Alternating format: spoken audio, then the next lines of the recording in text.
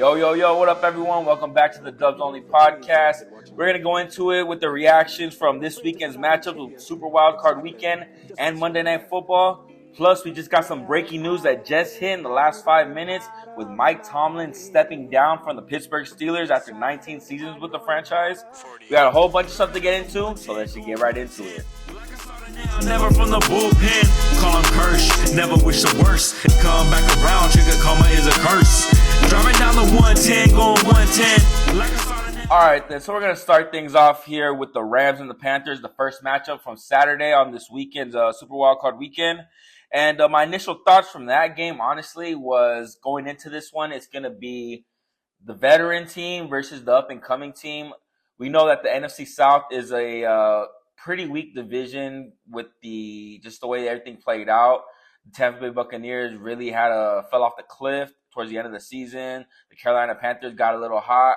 And yes, towards the end of the season, these two teams did match up with the Panthers coming up with the upset against the Rams, and especially because it wasn't Carolina and this was the same scenario. So we're going with Act 2 of this game with both teams facing off against each other for a second time. And when you get to those second game, when teams play each other a second time or a third time, you tend to understand their qualities, what they like to do, what they don't like to do, strengths, weaknesses, understanding how to scheme against them, what the strengths and weaknesses are. And I believe with the team such as like a veteran team, especially not just player-wise, but also coaching-wise, that the Rams had, I thought coming into this one that the Rams were going to be the team to just be able to walk away with the I wouldn't say an easy dub because no wins come easily, but I would say with the convincing win that, hey, we are the better team, we are the dominant team, and we are going to show you guys that there's levels to this. Yeah, you guys got here, but you guys are not ready like we are. Because if you really look at the whole playoff atmosphere, there's only the Rams are one of the few teams that are really seen as a legit Super Bowl contender throughout the whole season. And this game was a fight. It was a really good fight between two teams. You had the Rams who had the momentum early, showing off their will, showing, hey, we are the best team in this game or in the playoffs. We're gonna go to the Super Bowl. We have the quarterback, the MVP in our opinion. We have two great wide receivers in Puka Nacua, also with Devontae Adams. We also have running back Kyron Williams, Blake Corum, our defensive front with Jared Verge. You have Puna Ford. You have Landman, you have Durant, you have a whole bunch of playmakers on this for the Rams team. And so the fact that it was a fight, I think was something that was good for them. Matthew Stafford had a couple of throws that you don't really expect for him to do, where he got picked off a couple times. You had the Panthers being able to drive down the field, convert, be able to score touchdowns, because in the playoffs, it really comes down to scoring touchdowns and not settling for field goals. So the fact that this game was a close one, especially the way it played out, because the Panthers, they did what they had to do to win. But other than the final drive, which we're going to get into, but the Panthers, they played their heart out. They showed that they were a legit playoff contending team by giving the Rams all that they could handle until the very end. You had a drive where Bryce Young needed to convert, needed to score points, and he did just that. Then you had Matthew Stafford and the Rams being able to come up and prove to themselves as well as to the world. Well, not prove to themselves. I'm pretty sure they knew already about that, what they were going to do, or just how they are, or just the makeup of their team. But you had an opportunity for the Panthers to just get one more stop. That defense was getting home. That defense was getting stops for the Panthers. And so on that final drive for the Rams, it was like, we need to score the touchdown in order to get the win. And that's exactly what they did. Methodical passing, being able to hit the easy routes, convert first downs, just walk down the field. And that was just the veteran presence of a team that you can see understood the game plan, understood what needed to be done, wasn't panicking. Everyone was calm, cool, and collected. Matthew Stafford was the game manager, was the field general the whole time, the entire way. and led his team to victory right there. Then you had on the other end, coming down under a minute left, you had the Carolina Panthers with Bryce Young with his opportunity to come away with the victory. And the one thing about Bryce Young is, to start his career, he has over 10 game-winning drives in his 15 or 16 starts. He has a good majority of his wins come out game-winning drives, and that's because that the Panthers aren't the most talented team. They don't have the best weapons when he was during his early years or his first couple seasons. So he needed to be special. He needed to do the extra stuff in order to get a win. And that opportunity presented itself once again right here for Bryce Young. But unfortunately for him, it was a quick 4 and out. They weren't able to get 1 yard. They're in their final drive. The Rams defense was stifling, was able to not allow the Panthers to convert, to get any type of momentum. They gave Bryce Young pressure. They gave him hard looks to try to scheme again, to play against, to defend against. And so, what I will take away, final thoughts from this matchup, is that the Rams are who we thought they were, that veteran presence team that has done it and are going to continue doing it until someone beats them. They're battle tested. They have the veterans that have been there before. They have the experience in coaching. They have all these qualities in a championship team that you could ask for. So this was a win it was a battle that they needed to have in order to just remind themselves that, hey, this is a one and done type scenario going the rest of the way. And the fact that they were able to come out, show out, and be cool, calm, and collected when it mattered most just shows us how much of a mature team and veteran presence that this team does have. And for the Panthers side, I think this was a great experience for the young rookies, or the young players, Bryce Young. I think this was something that they can grow from. They have that experience of being in the postseason, what it's like, especially playing in front of a home crowd. And being that division is a pretty weak one, they can do it again and come back next season.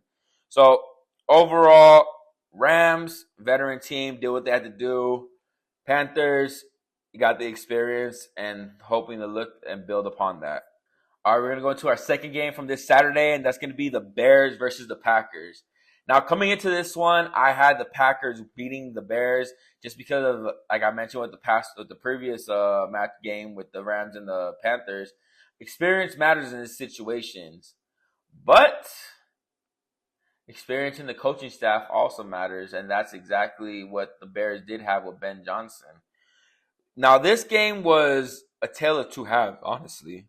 You had the Packers just coming out, just showing that their force, that, hey, you guys might have won the division, but we're still the best team. When you guys beat us a couple of weeks ago, we didn't have Jordan Love. We had Malik Willis. When you guys played us when we had Jordan Love, we beat you guys in Lambeau. And you know what? We're going to do the same thing here in Soldier Field because you guys are not ready. We're still the Packers. We're still the top of the division. Even though you guys won the division, it still goes through us. That's what the first half entailed. Flip over to the second half. Man, tale of two scripts. Because the Bears, in that first half, I had some questions on Ben Johnson's play calling. Especially on those fourth downs. I understand the aggressiveness. I understand of trying to get momentum, amp your team up, get the crowd involved. But in certain scenarios, certain situations, you kind of just have to know when to play the field, when to flip the field, when to pin your opponents deep into the field, on their side of the field. And so I just thought that I had those questions regarding those fourth down plays that Ben Johnson wanted to go for. And it was a 21-3 lead for the Packers at halftime. Everything was going good. I was honestly texting my friends who are Bears fans. My friend Corey Mack, shout out to Corey Mack. I was texting him like, hey, you worried? Like, come on, man. He was a little worried, but towards the end of it, everything went his way. And that's where we're going to now because the Bears just flipped the switch. The Bears just flipped the switch. Caleb Williams, man. Even though Caleb Williams, he is pretty much of a wild horse, you got to let him roam. You got to let him do what he does, because what he does great are those special momentum plays, those Mahomes type plays. And the one thing that I have noticed with Caleb Williams throughout his young career so far is that when pressure gets to him in the sense of a pass rush or when the pocket's collapsing, the one thing that he does very well is that he's able to escape the pocket and extend the play to look for someone downfield or make a simple throw just to an out route or just to a check down. He's able to do that off it looks like instinct. It looks like he looks to do that off instinct. Caleb Williams had some beautiful throws during the game, especially that fourth down in the fourth quarter when to go get the game-winning drive. Yeah, that's a perfect example of what I just mentioned right now with his escapability and being able to extend the play. Rolled out to his left, was able to just make it happen. I think there was a video of Christian Watson, the Packers receiver, during the play where he was like, "No way, he really did that." Like he was impressed and shocked, because if you're a football fan, no matter if that's your team or not, you got to respect the great play, and that was especially that was one of them. That was the one that honestly that was the play of the game that really won it for them. I mean, you also had a bunch of deep balls that Caleb threw. You had Caleb was just being able to get into his bag. Ben Johnson being able to get to his bag. The one thing that I did like seeing from Caleb Williams was the fire that he had on the sidelines. It's trying to inspire his teammates, trying to get them going, kind of getting on them, saying, "Hey, we got to be better. It's the playoffs. We're not going to have a game next week if we lose this one. We're playing in front of our home crowd here at Soldier Field, the historic field, in the brutal cold." This was like one of those games where it was like an all-time This was like an all-time classic game. This was like a legacy game. Depending on how far Caleb Williams' career go, this was a great building block for him. So that's one thing that's a couple things that I really liked from the Bears side. The one thing that killed the Packers in this matchup was that their kicking is what doomed them in this game. And I say that because McManus had an opportunity to make a field goal right before half when they got the turnover. I said, or they had the ball. They got the ball last right before the halftime. Was able to set up for a chip shot field goal, and McManus missed. And those are 3 points that came back to haunt them. Later in the game, they were able to score. Packers were able to score again. I want to say that was the Matthew Golden score. Able to score again. McManus misses the extra point, and those 4 points that he missed were the ones that could have gotten, that would have been to overtime or would have had the game tied. We don't know how the game would have played out, but those were the 4 points that they were missing in order to tie it up. And so it's just utter disappointment, shock, elation, all those feelings you saw in this game. This was one of those games that you're going to look back on and say, was this the passing of a torch? Was this the Bears now coming to take over the NFC North? Are the Packers still going to be the Packers going forward? Because right now, Matt LaFleur, he's on his last year of his contract. There's some speculation and rumors that he might not stay. He might get an extension. Who knows how that's going to play off or that's going to play up. But in the end, the Bears, I think this might be a passing of the torch game for the Bears, because you were able to showcase that we can beat these guys, and especially in the biggest stage of them all. So, yeah, I just think that the Bears, they took it. They took it from the Packers. They won this game, and I think that going forward, you may see a new sheriff in the NFC North with the Bears. All right, next up, now we're going to Sunday's matchups. It's the Bills versus the Jags. Now, this game right here, this was the day to start the Sunday games, because you want back and forth, you want action, you want hard hitting games, you want all that stuff. Well, this one had it. You had Trevor Lawrence and company being able to do what they wanted to do early on. It was a low scoring game. It was a physical game between two teams. You had depleted defense on the Bills side. You had a hot team in the Jaguars, one of the hottest teams coming into the playoffs. You had Trevor Lawrence, who's been playing out of his mind this season. You had last year's MVP, Josh Allen, being able to turn it up towards the end of the season. And it was just two forces coming together that put on a show for fans all around. I mean, the one thing that I really enjoyed from this game was that it was back and forth. I saw a picture on Twitter when it broke down the scores when it was like, I don't want to butcher up the score, but it was just one score. The Bills will score, they will score again. Then the Jaguars will score, the Jaguars score again. It was always back and forth. It was basically like a boxing match. One boxer throwing a punch, you had a counter, you had a cross, you had another counter, you had an uppercut, you had a jab, you had all this stuff. But it's going back and forth, going back and forth, going back and forth. And especially because this one went all the way to the end. Just like in the Panthers game with the Rams, the Jags were able to come down, score a touchdown to take the lead midway through the game. Joshy Allen, elite quarterback. People still have some questions about Josh Allen. Can he do it? Can he win the big games?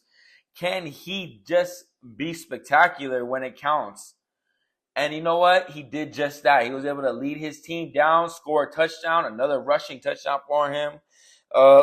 And the one thing that I did like from Josh Allen that I did see, or the graphic that CBS did show, is that among the all-time playoff ranks, there's certain aspects, or there's certain stats that Josh Allen has where he's number one in all-time in the playoff stats. For certain ones, I can't remember off the top of my head what they were, but when you have those type of numbers, you kind of have to show for it now and just be able to win late. You know, like just backs against the wall. You're on the road. What can you do, Josh? What can you do? Because early on in the playoffs, in the wild card division round, Josh has been at home for a majority of his playoff matchups. The only times he hasn't when he played against Kansas City, and we know how those went.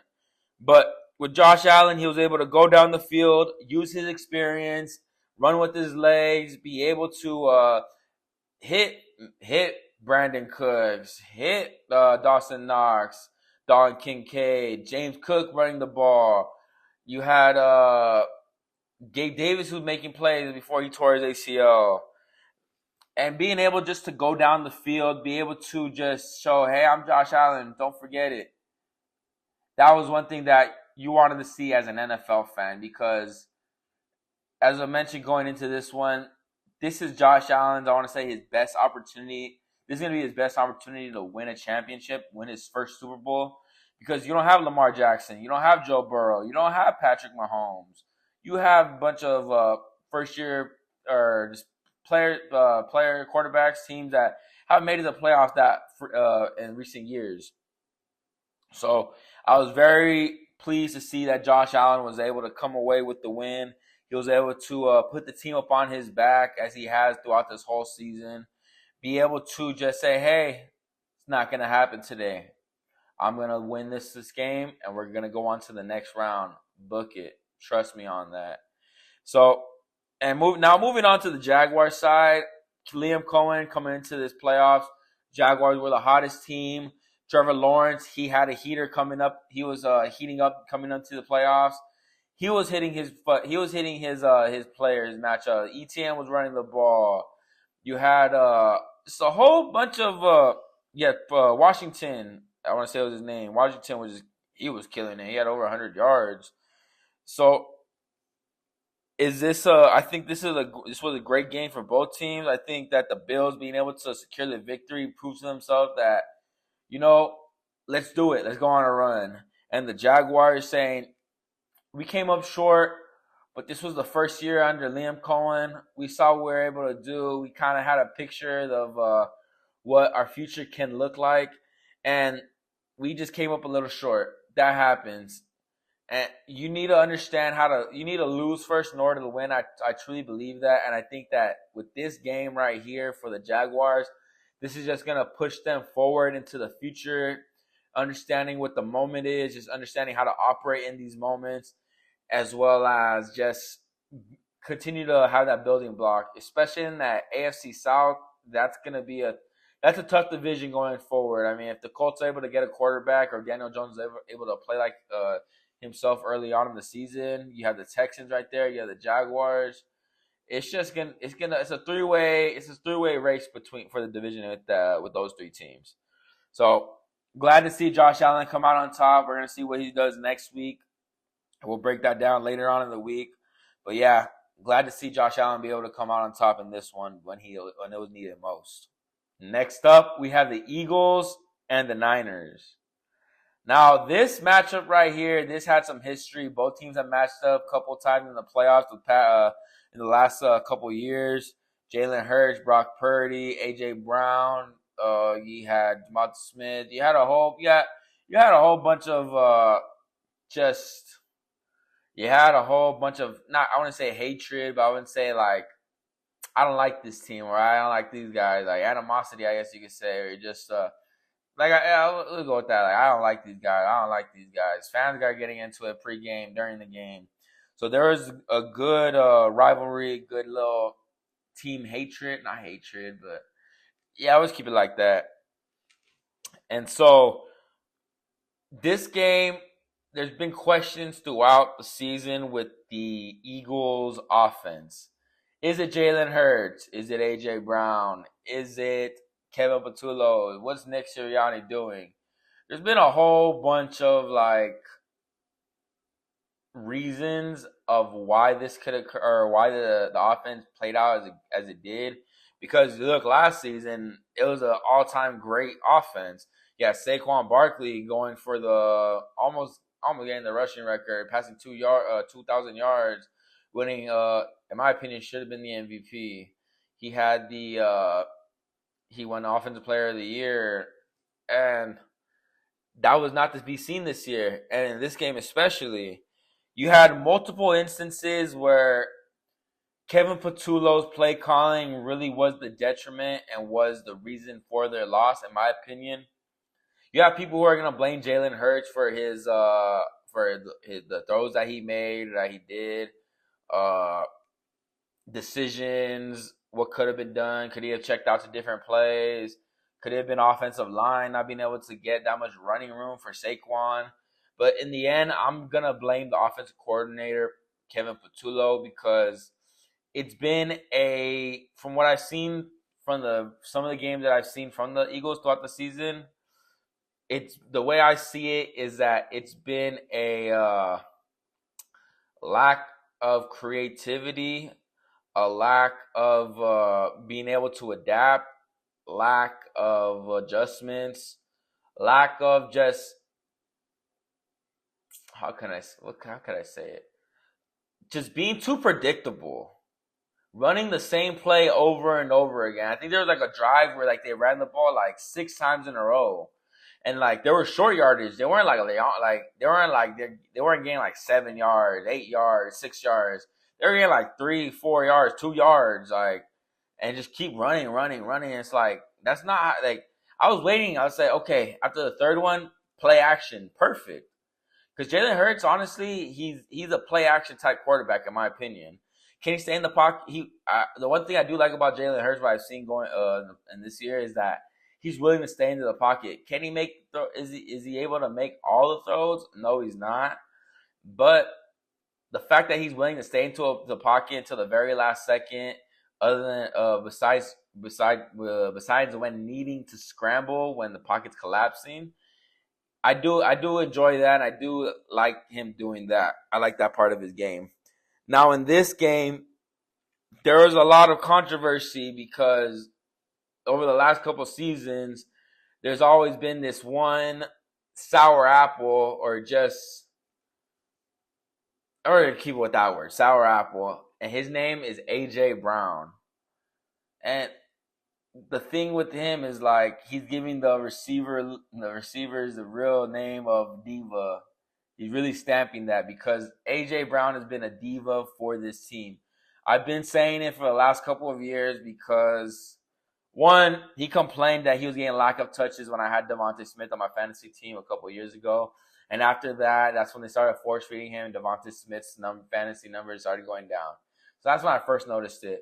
But then you go back to last year when he was doing the whole book reading stuff. He was just there's a whole bunch of instances of where AJ Brown's just been like a detriment to the team. This year, he's saying, "I want to be more included in the offense. I want to be used more. I want more touches. Blah blah blah blah blah." This year, I want to say it's been the most that he's been dropping balls, and this game was no different at all because we saw the frustration out of AJ Brown He got into the face with coach Nick Sirianni. I don't know what they're arguing about. I wonder why he wasn't reading his book on the sideline, trying to calm down. That BS that he said last season. But you can only be tolerated until you can be. Or there's a saying that goes like that. You can be tolerated until you're not productive anymore. And what it means by that is earlier in the last couple of seasons, he was making plays. He was making the big plays, not dropping balls, touchdown, big time catches and stuff like that. But this year, it's just been too much, honestly. If I'm an Eagles fan, I'm just like, yo, I got to ship this guy out. I mean, there's a video of a kid, like, who was getting interviewed by one of the news stations in Philly, like, saying, hey, we need to get rid of A.J. Brown. And I think that's what all of Philly's saying. I've been saying it since last season, or no, earlier this season. Like, I just knew it. The writing's on the wall that you need to leave, AJ. You're causing more of a detriment to the team by arguing with our quarterback, arguing with our head coach. Like, just be with the team. You don't need to get the ball every time. I understand that you have that passion and you want to be included and you want to be the player to make the difference, but don't do it selfishly, because that's all I saw right there and what it's been doing the whole last couple seasons. And it hasn't been that much of a detriment to the team because the Eagles have been winning. But now that they lost in a game that they should have won because they were leading early on, I just think that Howie Roseman, I think that the Eagles front office, I think the Nick Sirianni, they're just done with A.J. Brown. I'm done with the tomfoolery. I'm done with the baggage that A.J. Brown comes with, because all that stuff really outweighs the talent, especially if you want to be the guy, the big play guy, and I give you the ball and you drop it, it goes through your hands 3 times. Nah, that's not going to work for me. So A.J. Brown, I think he's done after the season. I think that he was a main reason to why the Eagles collapsed this season. I feel like that Howie Roseman's going to look for a trade option for him. He's getting older, and it's not needed. And so A.J. Brown, you're done. You're getting cut. No, you're not getting cut, but you're getting traded. You're gone from this team. I think Smitty's going to be taking a bigger role. I think they're going to find another receiver. They might draft one, but the whole A.J. Brown situation, I think he's done. So now that I got that rant out about the Philadelphia Eagles side of it with A.J. Brown, because A.J. Brown, you're done. You're done, bro. You're done. You're done. Let's flip over to the Niners side, because with them, they showed what it is to be a team. They did the opposite of what Philly did. They came together. They didn't argue. They didn't have any divas. They fought together. They played together. And you know what? At the end of the day, they won together and they played when they needed it, and they played well when they needed it most. You have Brock Purdy, Mr. Irrelevant, showcasing again why I'm not so irrelevant. Actually, I am relevant. I took my team to the Super Bowl. You know what? We played in the NFC Championship a couple years ago, my rookie year. And you know what? We would have went to the Super Bowl to play the Chiefs. But if I didn't tear my UCL, but that's not for no here nor there. So I think for Brock Purdy and company, I think this was a little bit of closure from that game, because they had the offense, they had the momentum, they had everything to win that game back a couple years ago. And I think now that they're able to have the opportunity again, them understanding the situation, especially knowing what the Eagles were going through with A.J. Brown, with the whole offense being not being so intact, that they had their opportunity. The 49ers this whole season have been just, for lack of a better words, just have been injury riddled, injury bug. A whole bunch of their starters have been hurt. So with the 49ers coming into this game, the fact that they were able to continue to not, they didn't really ride that much on the Christian McCaffrey. Yes, he had his moments, but Brock Purdy, he was able to find Demarcus Robinson, who had himself a career game. You had George Kittle, who got hurt, tore his Achilles early on in the game. So who was going to be the one to step up? And that was Demarcus Robinson. You also had Kyle Juszczyk, 10-time Pro Bowler. Could he be in the Hall of Fame? I think that's a conversation for another day. But Juszczyk was able to make big time catches, was able to convert on for first downs. You had Christian McCaffrey being able to do his two-way with receiving as well as running the ball. You had a couple players that were just being able to just show up for Brock Purdy and company. And so the defense as well. I mean, this defense has been injury-riddled. I mean, Nick Bosa's done. You have Fred Warner that's done. Those are two all-pro players right there. Those are the heart and soul of the defense at the middle linebacker, at the linebacker, and the defensive end. And you just see that Kyle and Shanahan DNA in this team playing for each other, this team being able to just suck it up. Hey, you know what? Who cares? Who cares if it doesn't look our way? If we don't have our best player, we're still gonna go out there and play football and give ourselves a chance. And that's exactly what they did in this matchup, because the 49ers went to Philly, did what they had to do, made the game-winning plays, especially on that Jawan Jennings throw that got the touchdown with the reverse pass. I think that this team, having won that game, this is just going to carry them deeper into the playoffs, showing that, hey, we may not have our star players, but you know what? We're still the freaking 49ers, and you guys are going to have to play us. Excuse me. So, yeah. To close that out, I mean, Eagles, it's going to be an interesting offseason for them. Niners, just continue to play with what you got, because at the end of the day, I don't think anyone really expected you guys to make it this far with all the injuries that you guys had. So we're just going to leave it at that. Niners going on. Now we got the Chargers taking on the Patriots Sunday Night Football. Now, this is going to be my rant for the Chargers, because this game was a game that they should have won. They could have won.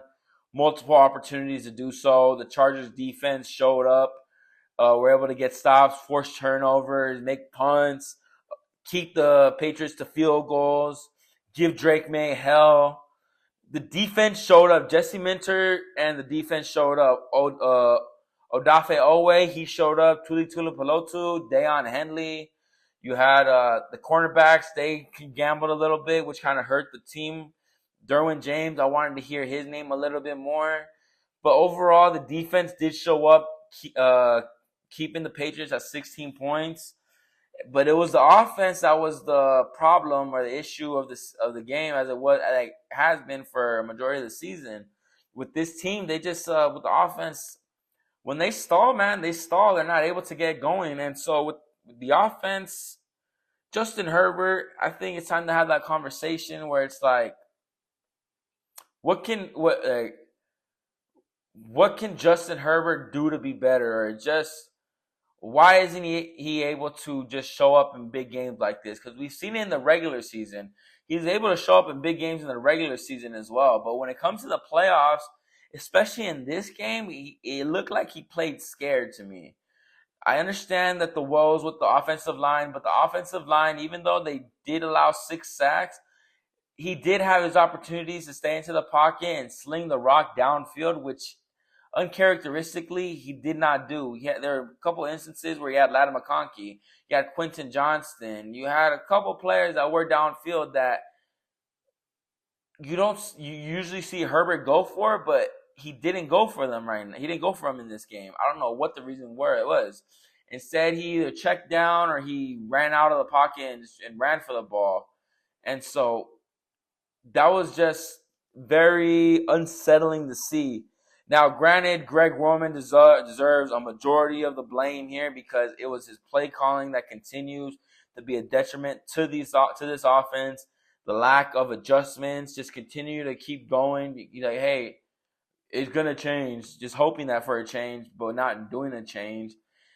And as I mentioned earlier, we had breaking news with Tomlin stepping down. We also have breaking news with Chargers firing offensive coordinator Greg Roman. So I think going forward, they're going to find a new offensive-minded coach that's going to be able to help Justin Herbert. I understand Jim Harbaugh wants to be a run-first team, a tough-nosed team, but I think we got to just play to Justin Herbert's strength, be able to sling the ball, have that. I want to say pass first because the run game. I'd rather be a run team and be able to beat up a defense and then be able to throw it up over the top. But we need an offensive coordinator who's not going to be afraid to take shots and just not play so conservative like a Greg Roman did.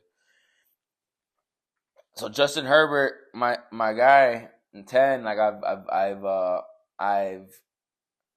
I've defended him multiple times, but I think going into this offseason, it's a big offseason for him this time. I thought last season's offseason was a big, but I think this one now is even more important just for the story and the career of Justin Herbert because 0-3 in the playoffs, having three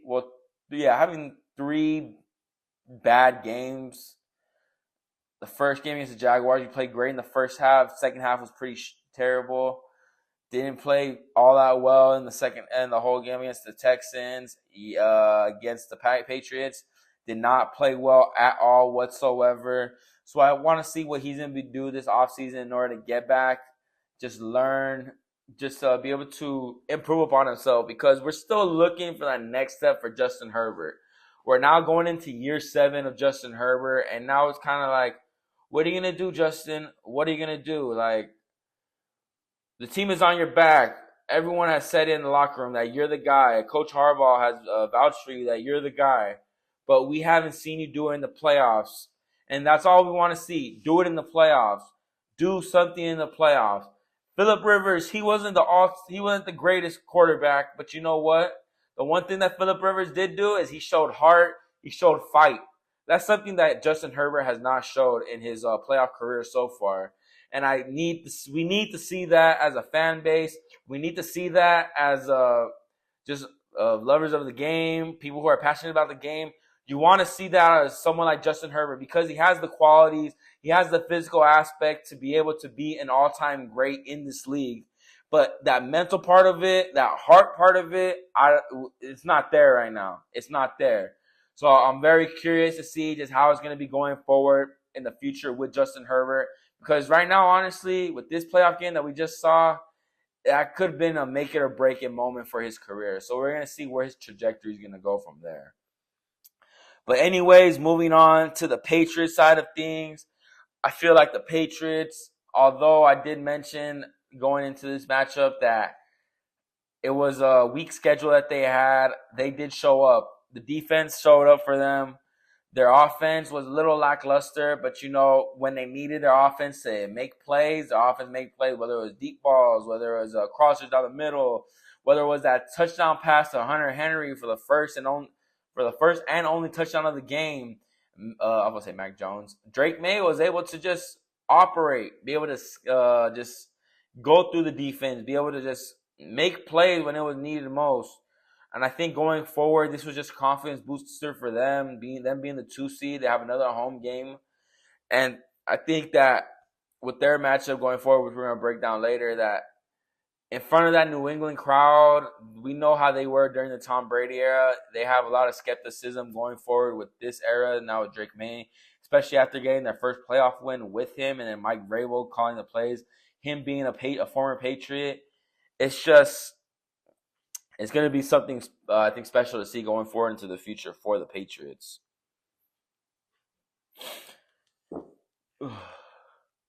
Now to wrap things up, we got the Monday Night Football matchup with the Texans and the Steelers, and we're gonna make this one quick right here because not much really has to be said. Aaron Rodgers and company just did not look the part. I think age played a big factor in this. You're going up against a young, hungry, and the hottest team in the NFL with the Houston Texans. CJ Stroud, I mean, we're still waiting for him to do a little more spectacular. But that defense, man, that defense really is something special. That defense is just, it's hard to play against, especially with those edge rushers, Will Anderson, Danielle Hunter.